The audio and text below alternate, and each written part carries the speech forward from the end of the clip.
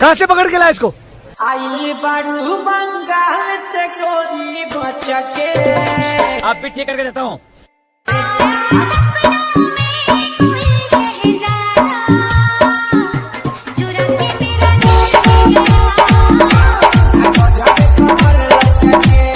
अरे जब भी ऊपर चढ़ता बंद क्यों कर देते हो? ये ढीले, जरा डीजल डाल।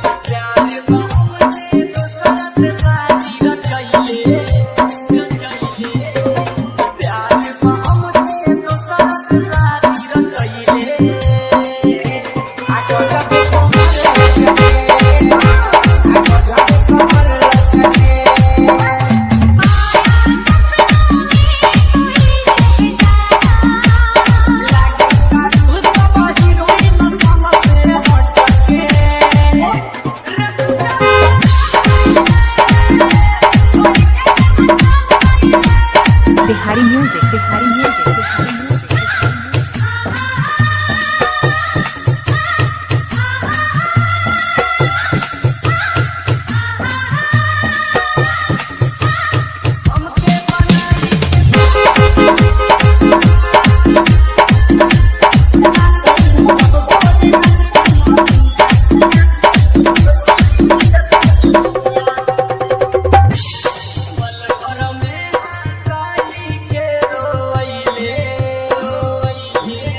वो दुल्हन बनकर रुखसत हो गई। वाह वाह वाह वाह वाह वाह। वो दुल्हन बनकर रुखसत हो गई। वाह वाह वाह।